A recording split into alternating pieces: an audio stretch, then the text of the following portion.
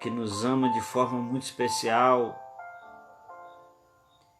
A tua palavra diz que o Senhor corrige a todos quanto ama, e a tua palavra diz que o Senhor ama o mundo inteiro. Eu entendo que nós estamos passando por uma correção, estamos passando por um momento de meditação, de reflexão. Então nos ajude, Pai, a entender isso, em especial como igreja do Senhor, que nós possamos entender o nosso papel em tudo isso, a nossa contribuição em tudo isso, tanto para continuar como para acabar. Eu quero colocar diante do Senhor, ó Deus, a vida da Nayara, da sua família, que tem sofrido tanto com a perda da mãe. Ajude, ó Deus, aquela família, aquele lugar lá que tem sofrido pela perda daquela pessoa. Eu quero colocar diante do Senhor também a cidade de São Miguel do Guaporé, que tem sofrido aquele abalo por causa dessa pandemia. Bem como muitas cidades que nós não sabemos o nome, não temos notícias, mas que o Senhor conhece cada um. Como eu tenho dito, Senhor, sei que o Senhor pode, apenas com uma palavra, apenas com um sopro, apenas com um olhar para esse vírus, banir ele do planeta Terra. Mas creio então que se o Senhor está permitindo que ele continue aqui ainda, é porque o propósito ainda não terminou, não se cumpriu. Então que nós venhamos entender isso para a glória e para a honra do nome do Senhor. Nós te louvamos em nome de Jesus. Amém.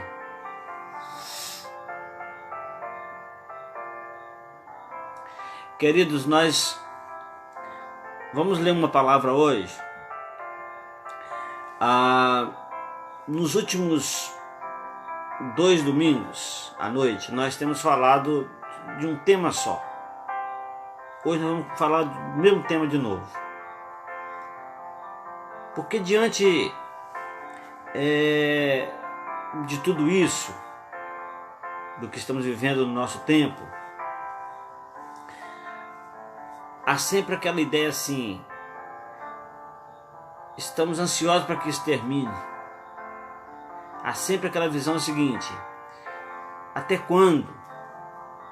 Né? Quantos de nós têm perguntado por que isso? Então, diante dessa luta toda, dessa pandemia, o Senhor nos deu uma palavra que há tempos tínhamos pregado ela, que é aquela de Isaías capítulo 6, que nós pregamos e colocamos o tema depois disso.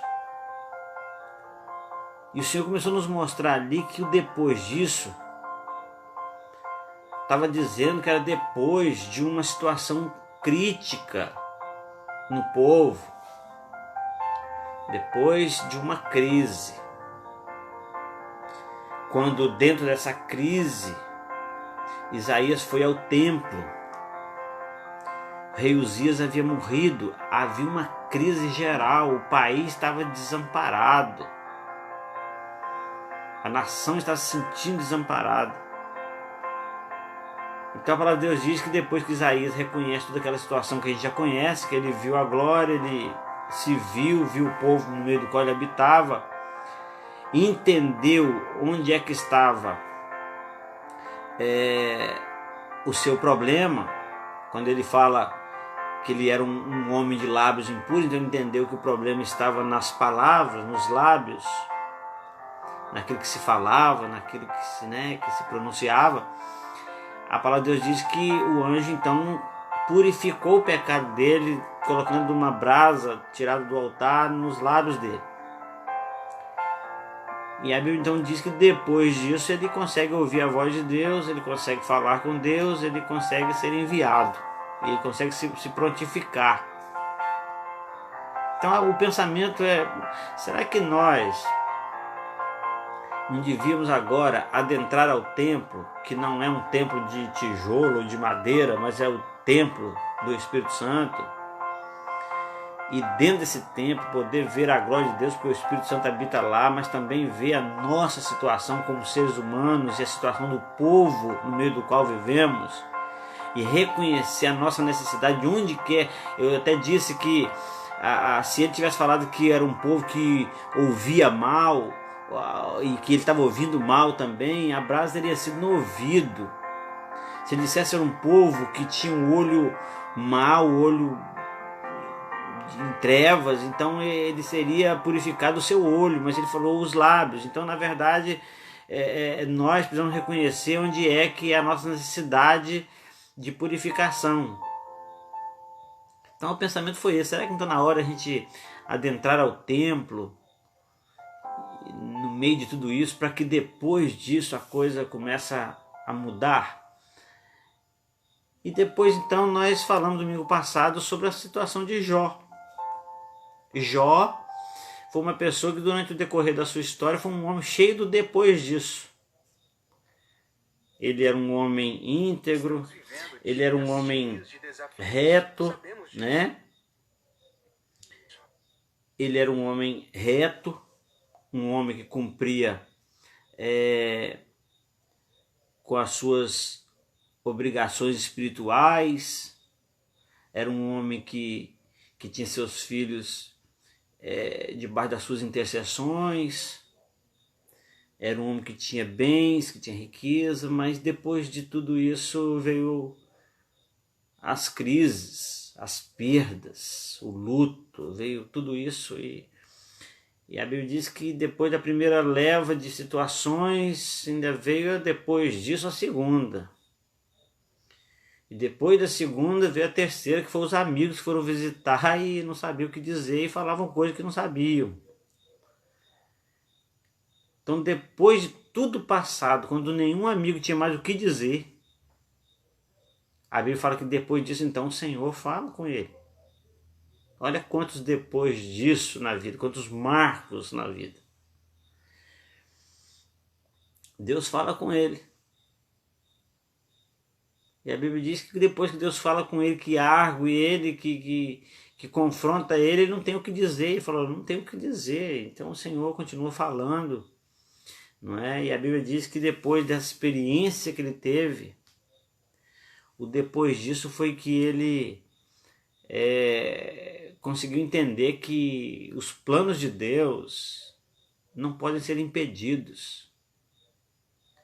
Então o que eu penso? Se tudo isso que estamos vivendo é um propósito, um plano de Deus, não vai adiantar eu orar para isso parar. Eu vou ter que orar para eu ter entendimento da situação, discernimento. Né? Então, diante de tudo isso, a gente percebe então ele dizendo o seguinte: olha, antes, a experiência do depois disso foi que antes eu conheci de ouvir falar, mas que agora eu tenho uma experiência pessoal. Isso é o depois de todas as crises, depois de todas as respostas de Deus. Então ele entende isso. Então ainda há um depois disso, porque depois que ele reconhece tudo isso, vem o que passa dentro da alma dele. Ele fala assim: por isso eu me abomino no pó e na cinza. Enfim, tudo isso é o que aconteceu na vida de Jó e de Isaías, que nessas duas mensagens nós falamos depois disso 1, depois disso 2, e hoje nós vamos falar sobre depois disso 3.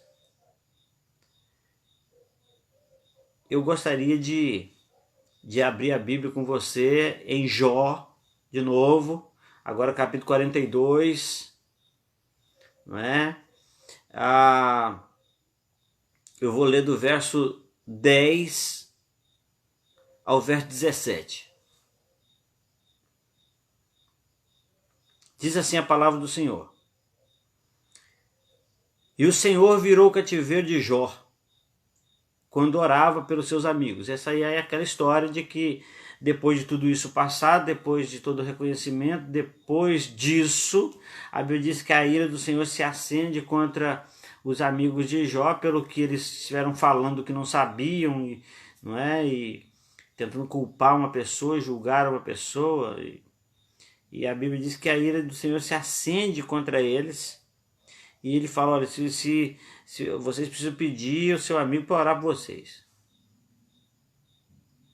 E a Bíblia diz então que Jó ele vai orar pelos seus amigos. Ele vai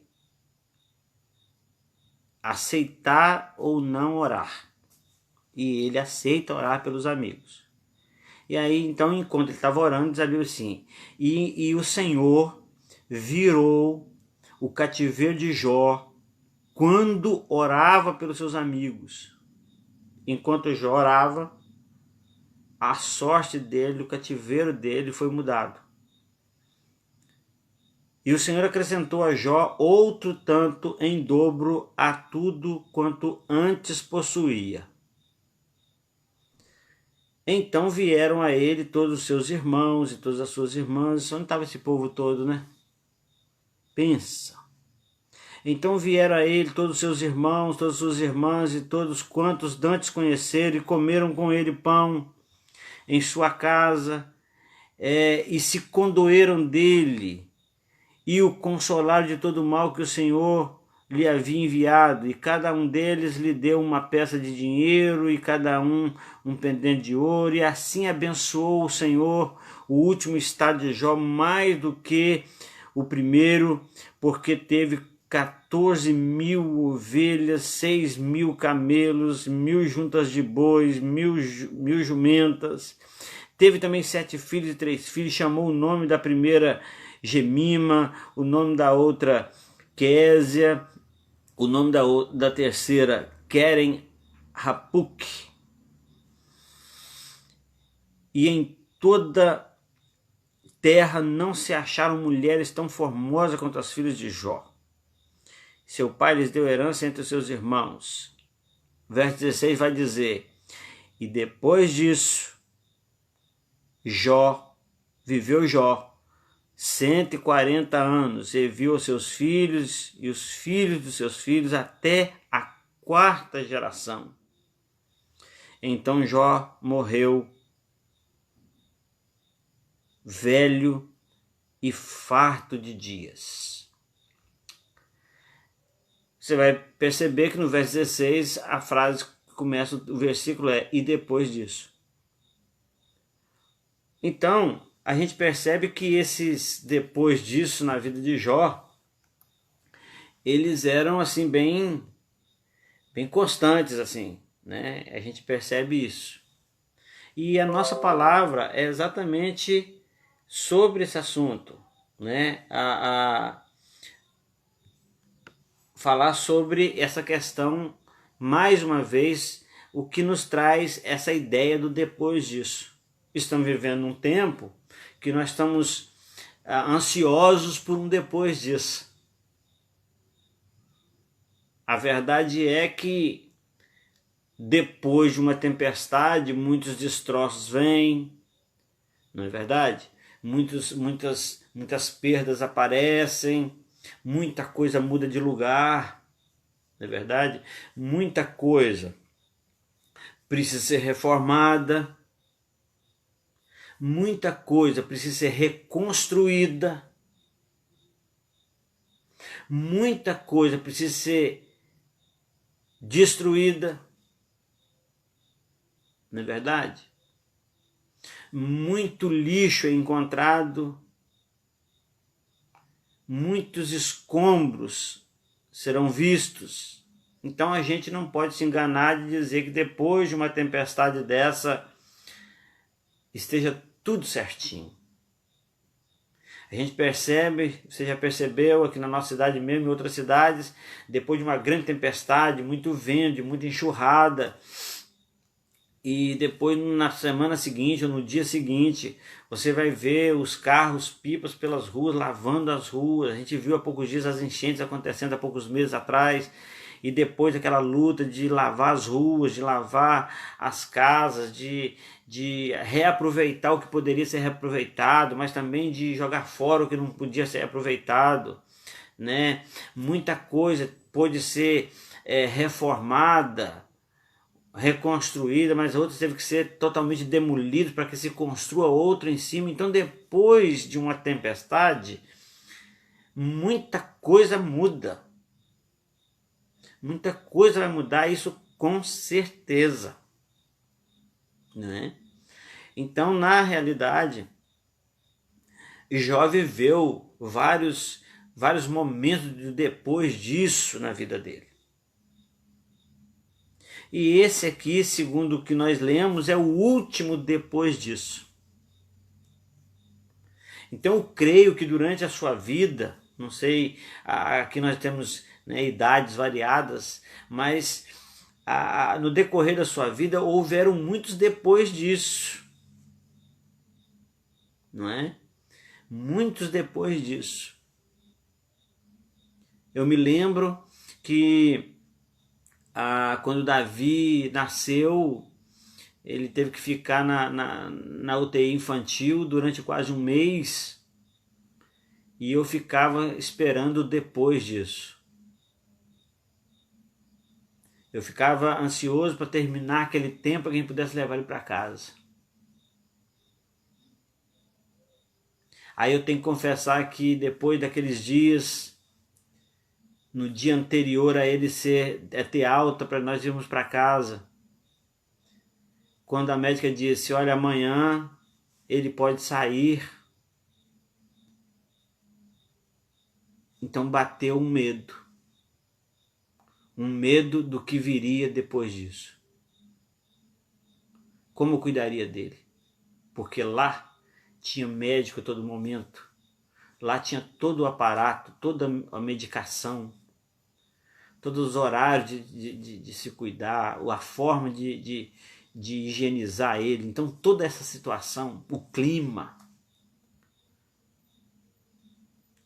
como que nós íamos nos virar depois,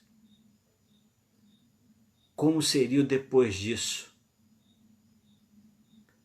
E nós passamos uns apertos, nós tivemos que aprender muita coisa, nós ficamos fera nesse negócio de que remédio dá quando a criança está nessa situação.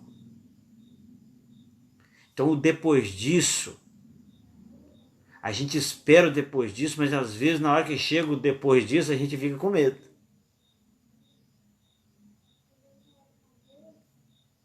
Porque será que depois disso nós vamos ter que comprar mais bancos, mais cadeiras para os nossos templos? Será que depois disso nós não vamos ter dificuldades com baixa frequência nos cultos no meio de semana? Será que depois disso as pessoas não vão querer ficar mais em casa do que ir para o templo, entendendo que o tempo passou e deu tudo certo ficando dessa maneira? Será que depois disso as pessoas recobrarão seus empregos?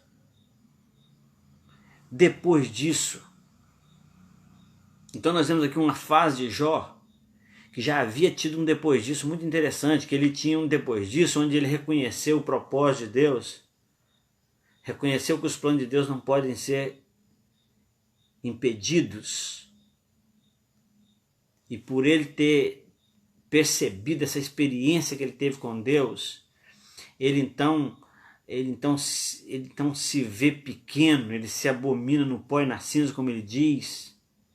Mas tudo isso ele faz, tudo isso acontece com Jó ainda na pobreza, ainda no meio da crise, ou ainda no fim da crise, ou na crise. Ele ainda não tinha terminado a crise. Porque na realidade a crise na vida de Jó só terminou enquanto ele orava por seus amigos, aqueles amigos que haviam condenado ele, tendo falado coisas sobre ele durante todo aquele tempo. Então, na verdade, ele ainda teve que orar por esses caras. E ele estava orando, e enquanto ele orava, a Bíblia diz que Deus virou o cativeiro de Jó. E agora a palavra de Deus diz que o estado de Jó, o primeiro estado de Jó era melhor do que o último estado de Jó, melhor do que o primeiro. Então, na verdade, nós estamos vendo aqui uma pessoa que passou por crise sobre crise, por uma avalanche de situações na vida dele, mas que depois que ele reconhece os planos de Deus, então, na verdade,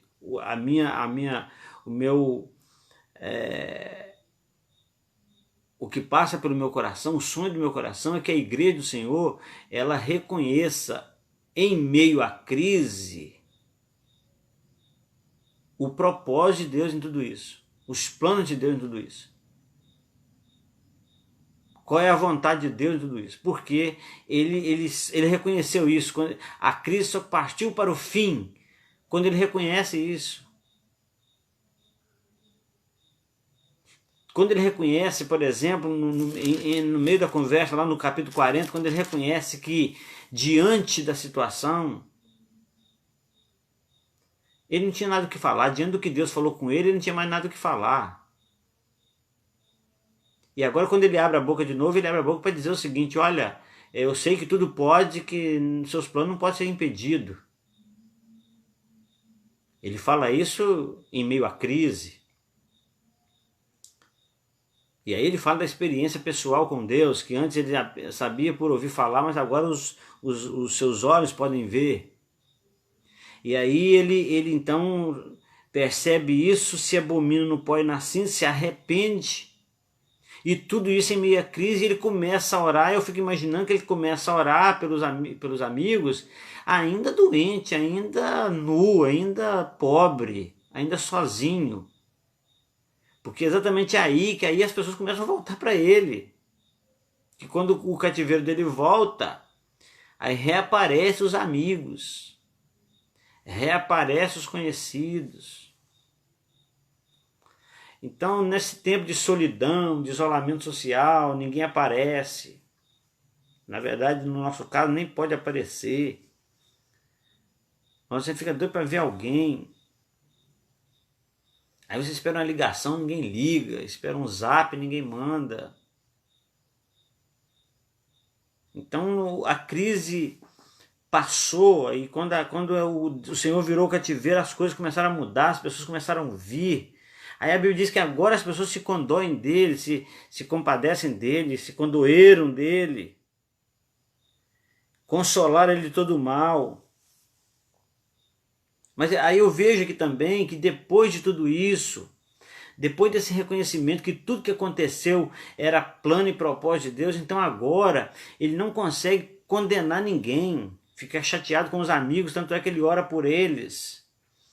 Ele também ele vive uma situação de perdão aqui, que a gente não vê Jó expulsando ninguém da casa dele, dizendo: olha, enquanto eu estava doente, nem a minha mulher quis me apoiar. Mas agora vocês estão todos vindo para cá, então não me procurem. A gente não vai ver isso. Ele trabalha a questão do perdão, não é? Que é essa questão que nós estamos falando na quinta-feira, que o perdão é uma chave, né, que abre portas no reino.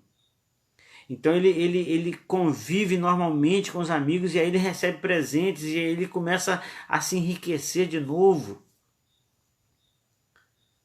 Né? E ele então vive uma situação de restituição muito especial. Então eu percebo que hoje há muita dificuldade quando as pessoas começam a se preocuparem com o que estão perdendo. Você que é comerciante, você que é empresário, fala: puxa vida, quanta perda nesse tempo. As coisas não estão bem. E até mesmo pastores, né? Puxa vida, como é que a igreja vai ficar se ninguém vai na igreja, se o cara não vai na igreja, não entrega dízimo? Para a glória de Deus, posso dizer, isso aqui não é o meu caso, não é o nosso caso aqui. Mas aí se fica calculando perdas. Mas eu quero dizer para você, querido amado irmão, há um depois disso. Só que o nosso Deus é um Deus antes disso, durante isso e depois disso. O Deus que nós servíamos, adorávamos, pulávamos na sua presença, glorificávamos a Ele enquanto estávamos indo no templo antes da pandemia, é o mesmo Deus que está presente, está no seu trono, está trabalhando, está agindo em meio a tudo isso. E que continuará e continua sendo Deus depois disso. Então eu percebo que tudo que Jó tinha perdido agora, diz a Bíblia que ele recebe em dobro. E olha que ele era rico. O depois disso aqui, nesse caso, ele significa depois das perdas. Significa depois das enfermidades. Significa depois do luto. A perda dos filhos. E toda perda tem um sentimento de luto. Perdeu gado, perdeu fazenda, perdeu empregados, porque só sobrava um empregado para contar a história. Então foi o depois das enfermidades, depois do desprezo, porque ele foi abandonado por todo mundo, ninguém mais estava ali. Aqueles amigos que foram ali foram para tentar mostrar para ele que ele tinha cometido algum erro para estar vivendo o que estava vivendo. Então ele foi desprezado por todo mundo. A esposa deu um conselho terrível para ele amaldiçoar o próprio Deus e morrer. Ou seja, um cara igual você é melhor morrer. Viver desse jeito aí, isso não é vida para ninguém, querido. Você está doido. Então, esse depois disso é o depois das dúvidas, porque na verdade durante esse tempo a dúvida preenche um espaço muito grande na nossa vida. Até quando? Não sabemos quando. O que vai acontecer depois? Então a dúvida está aí pairando. Então esse depois disso significa depois das dúvidas, depois das tragédias, depois das tempestades, depois das avalanches. Né? Depois disso, depois dessa pandemia, depois desse isolamento social. E talvez em meio a tudo isso você está vivendo outras crises pessoais, porque a crise mundial, ela traz crises pessoais. Né? Ela reveste muitas vezes em crises pessoais. Crises essas que geram ansiedade, que geram depressões, que geram mais gastos com saúde. Você está precisando de médico, mas o médico só atende às emergências, às urgências. E você fica todo sem saber o que fazer. Né? Então, na realidade, esse depois de tudo isso é o que Jó está vivendo agora. Também a gente poderia dizer que depois do perdão, porque falando em relação aos seus amigos, por exemplo, aos seus parentes, aos vizinhos que vieram depois de tudo. Então, depois do perdão em relação aos seus amigos, parentes, né? Então, ressalta-se aqui o que a gente já disse, por exemplo, que Jó teve a sua sorte restaurada depois de ter orado pelos seus amigos. No verso 10 vai dizer isso. A pergunta às vezes que a gente faz é: e se ele não tivesse orado pelos amigos? Se ele tivesse rejeitado isso? Se ele tivesse rejeitado perdoar? Porque estava nas mãos dele rejeitar ou aceitar. Não é verdade? Será que você nesse tempo precisou de alguém que não te socorreu? Está precisando de uma palavra e ninguém te dá? E depois que passar a pandemia, a pessoa fala assim: ô fulano, agora que já passou tudo, eu vou na sua casa para a gente orar junto, para a gente tomar um café junto. Né? Então, embora Jó nunca tenha entendido, eu sempre falo isso aqui, Jó não sabia o que estava acontecendo com ele não, querido. Nós sabemos porque temos o livro aqui, a gente vê isso como um livro depois disso.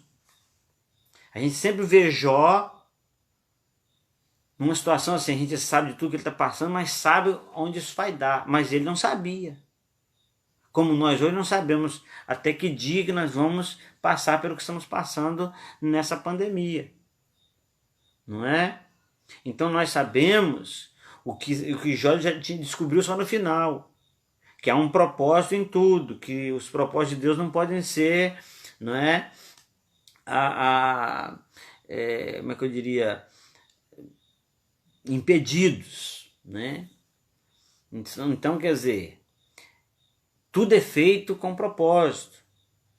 E aqui é claro que fica claro aqui os propósitos divinos, também os propósitos de Satanás, né?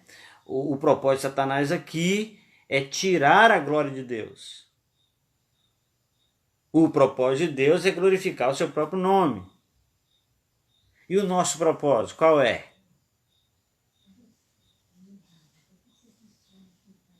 O nosso propósito deve ser que busquemos glorificar a Deus. A resposta está em 1 Coríntios capítulo 10, verso 31, que vai dizer o seguinte: portanto, quer comais, quer bebais, ou façais qualquer outra coisa, faça tudo para a glória de Deus.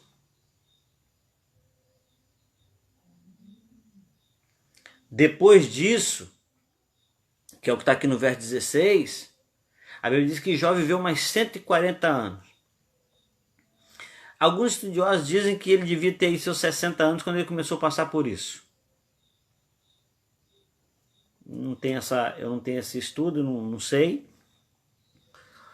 Às vezes eu acredito que ele tinha mais do que isso, até pelo fato da época, né, da época que ele viveu. Mas vamos imaginar que ele tivesse 60 anos, como alguns estudiosos falam. Talvez estivesse na sua faixa dos 60 anos, quando aconteceu com ele essas coisas. Então ele deve ter vivido aí, pode ter vivido aí seus 200 anos. Viveu umas 140 anos depois, né? Se é que Deus deu tudo em dobro a ele, pode ser que ele tinha 70 e viveu, né? Viveu mais 140. A Bíblia diz que ele viu os filhos dos seus filhos. É aquela promessa de Deus, que verá os filhos dos seus filhos e a paz sobre Israel. A Bíblia diz que ele viu os filhos dos seus filhos até a 4ª geração. E morreu farto de dias. Morreu farto de dias, ou seja, satisfeito. Viveu bastante, morreu tranquilo.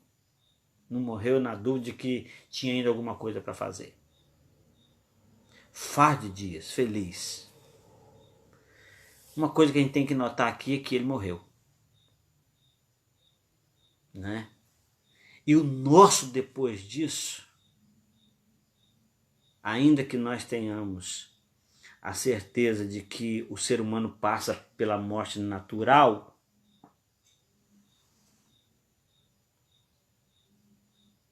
o propósito de Deus é que nós tenhamos vida eterna. Então, depois disso nosso não é morte.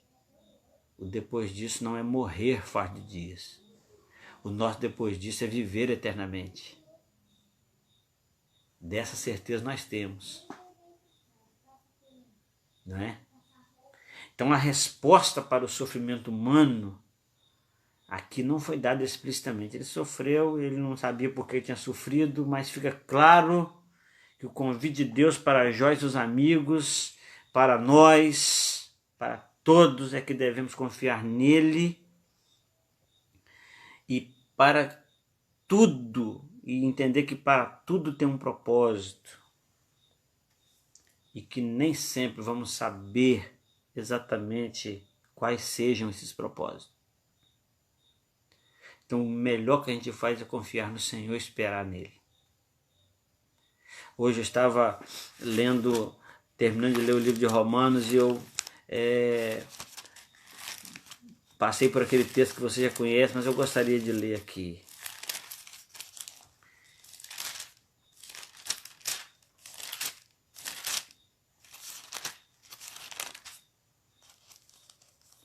Diz assim, capítulo 12 de Romanos, versículos 11, 12 e 13, vai dizer assim: não sejais vagarosos no cuidado, então seja diligente no cuidado, uns com os outros, consigo mesmo, Não sejais vagarosos no cuidado, sede fervorosos no espírito, servindo ao Senhor. Agora olha isso aqui, alegrai-vos na esperança. A ideia aqui é que nós alegrarmos na esperança que temos de que Deus tem as respostas. De que depois disso Deus ainda é Deus. Depois disso não seremos os mesmos, mas Deus será o mesmo. Depois disso o planeta não será mais o mesmo, mas Deus continua sendo o mesmo. Depois disso a igreja não se comportará da mesma maneira mais, mas Deus é o mesmo. Então olha só, alegrai-vos na esperança, sede pacientes na tribulação. Esse texto hoje me chamou muita atenção. Ser paciente na tribulação e perseverar em oração. E diante das nossas necessidades, a Bíblia diz o seguinte: comunicai uns com os outros, comunicai com os santos nas suas necessidades e segui, praticai a hospitalidade. Esse texto me chamou muita atenção porque, na verdade, precisamos ser pacientes na tribulação, alegrar na esperança e perseverar em oração. Porque uma coisa é certa, sempre haverá um depois disso. Me parece que o pastor Cláudio Duarte tem uma mensagem com esse tema, sempre haverá um depois disso. Depois da crise, depois da tempestade vem a bonança.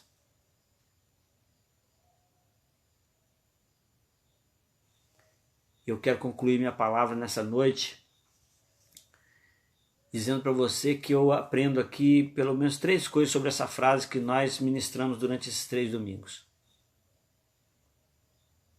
Primeiro, eu creio que a frase depois disso traz a ideia de transição. Eu tenho falado essa palavra transição durante todos esses meses que eu tenho ministrado aqui durante essa pandemia. Que esse é um tempo transicional. Por quê? Porque esse tempo tem um depois disso. Então, era o antes disso e o depois disso. Então, esse tempo é a transição, traz a ideia de transição de um acontecimento para outro. Toda vez que você vai ver a frase depois disso, você vai entender que é uma transição de um acontecimento, de um ato para outro. Depois disso. Não é de um lugar para outro, mas é de um acontecimento para outro. É de um evento para outro. Então haverá um depois disso, é uma transição. Então a pandemia é uma transição. Eu continuo batendo nessa tecla. Me vem uma coisa na memória aqui que eu preciso lembrar a você nesse depois disso. A Bíblia diz que depois, quando o povo está no deserto, a nuvem, depois da criação do tabernáculo, a nuvem vem, né, e a nuvem ela paira sobre o povo. A Bíblia diz que o povo se movia quando a nuvem se movia. Então a cada parada haveria um depois disso, porque depois disso seria um movimento. Durante o movimento deveria ter e tinha sempre um depois disso. Depois do movimento é mais uma paralisação. E aí nunca se sabia quanto tempo ia ficar parado. Só se sabia que ia sair quando a nuvem se movimentava. Então fique de olho na nuvem, fique de olho no sinal de Deus. O momento do depois disso, do se movimentar. Então é uma transição de um evento para outro. Uma outra coisa que eu aprendo aqui nessa palavra depois disso é que o depois disso traz a ideia de um marco divisório na história de alguém. Como eu disse aqui, uma mulher está grávida, depois disso vem o bebê. Quero voltar aqui ao exemplo do nosso Davizinho e a Patrícia grávida, depois disso veio ele. E não era nem no tempo que a gente esperava. As pessoas falavam assim, ele nasceu antes do tempo? Eu falei, não, ele nasceu antes do tempo previsto. Ele nasceu antes do tempo que nós achávamos que ia nascer, mas ele nasceu no tempo certinho de Deus. Passou um tempo na UTI, e enquanto eu não descobri qual é o propósito de ele passar tantos dias, mesmo não estando doente, o Senhor não nos tirou de lá. Quando veio no nosso coração o porquê que Deus estava nos segurando lá. Enquanto eu vi muitas crianças entrar naquela UTI, muito piores do que o Davi, e sair antes dele. E ele continuava lá. Então quando eu compreendi o propósito, aí veio depois disso, quando a gente trouxe ele para casa.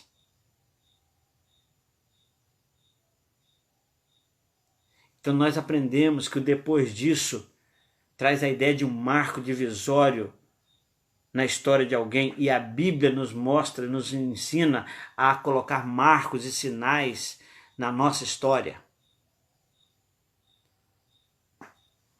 Então, a ideia do depois disso é a ideia de um marco divisório na história de alguém. E por final, o depois disso traz a ideia de continuidade.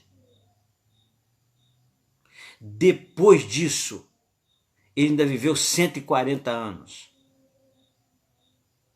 Depois disso, traz a ideia de que a vida continua depois disso. A ideia é essa, a ideia é que a vida continua. A ideia é que Deus continua sendo Deus, que a igreja vai continuar sendo igreja. Então, depois disso, é uma transição, é um marco divisório na história. A Bíblia é clara em mostrar que a história da humanidade ela é um depois disso. É um antes e depois, antes de Cristo e depois de Cristo. Então nós precisamos entender que essa ideia do depois disso não é só um fato de uma história que passou, mas é uma história que tem continuidade. E nós precisamos sair no depois disso. Acredito eu que essa é a ideia de Deus, é o sonho de Deus, que nós saiamos diferentes, talvez melhores, do que quando começamos essa pandemia. Então, está aí a palavra para que você continue meditando sobre o depois disso na vida de Isaías, e esses depois disso na vida de Jó. Não é? E esse depois disso na vida de Jó, do verso 16, é um depois disso que fala agora, mas fala de mais 140 anos para frente. É um depois disso que traz 140 anos de vida abençoada pela frente. 4 gerações na sua família Jó conseguiu ver ainda. Querido, que nesse tempo nós entendamos que Deus tem um depois de tudo isso para você e para nós. Deus tem um depois disso. E nada melhor do que deixar nas mãos dele, confiar nele, entregar a ele, descansar nele, esperar nele. Que a mão do Senhor, que a poderosa mão do Senhor esteja sobre a sua vida, sobre a nossa vida, e que todas as coisas concorram realmente para o bem de cada um de nós, para o bem de nossas vidas, e que nós possamos aprender com essas 3 ministrações que fizemos, tratando desses depois disso. Poderíamos falar muito mais sobre isso, mas vamos encerrar por hoje e dizer, olha, que Deus te abençoe, que Deus te faça entender o seu propósito, os seus desígnios, e que nos faça a cada dia aprender a descansar nele, a confiar nele, nos aquietarmos, que fazer aquietar e saber que eu sou Deus. Leia o Salmo 46, para você ter uma ideia. Parece um retrato do que está acontecendo no nosso tempo. Mas lembre disso, que esse depois disso mostra que esse tempo é apenas uma transição. Que esse depois disso é mostra que esse tempo é um tempo da gente colocar marco, memorial nesse tempo. e dizer assim, eu não sei porquê, mas Deus escolheu a nossa geração para que isso pudesse acontecer. E que o depois disso traz a ideia de continuidade. O verso 16 fala que depois disso, Jó ainda pôde ver os filhos de seus filhos durante 140 anos pela frente. Que Deus te abençoe em Cristo Jesus. Que Deus abençoe a sua família, a sua casa, a sua cidade. Hoje pela manhã eu disse, quero repetir hoje, talvez você não tenha visto hoje de manhã. Ontem à noite, enquanto orava com Davi, quando ele ia dormir, depois de orarmos, quando eu ia me levantar para sair do quarto, ele coloca a mão na minha cabeça e diz que a graça de Deus esteja sobre a sua vida. Então eu quero dizer para você que aquela graça recebida sobre a imposição de mãos do Davi, eu quero nessa hora também transmiti-la a você, estendê-la a você, e que a graça do Senhor Jesus seja sobre a sua vida, sua família, sua cidade, para a glória de Deus. Sempre haverá um depois disso. E o depois disso, para a igreja do Senhor, será cheio de bênçãos e de glória de Deus. Vamos orar mais uma vez? Pai querido, Pai amado, muito obrigado a Deus por esse momento tão especial de ministração da Tua Palavra. Muito obrigado pelas vidas dos Teus filhos que têm nos seguido, nos abençoado com a sua participação. Muito obrigado, Deus, pelas salas de vídeos criadas, pelos compartilhamentos, pelos comentários. Muito obrigado por tudo, Pai. A Ti toda a honra, toda a glória, todo louvor. Nós exaltamos o nome do Senhor. Nós Te glorificamos. E nós pedimos a Ti, ó Deus, que o Senhor cada dia mais nos faça entender que o Senhor sempre tem um melhor para nós depois de tudo isso. A Ti toda a honra, toda a glória, todo louvor, em nome de Jesus. Queridos, muito obrigado pela participação, muito obrigado por esse companheirismo, por esse carinho. Que Deus te abençoe em nome de Jesus. Se Deus permitir, terça-feira estaremos aqui orando junto com você mais uma vez. Deus te abençoe em nome de Jesus. Um abraço a todos, um beijão para todo mundo. Deus abençoe.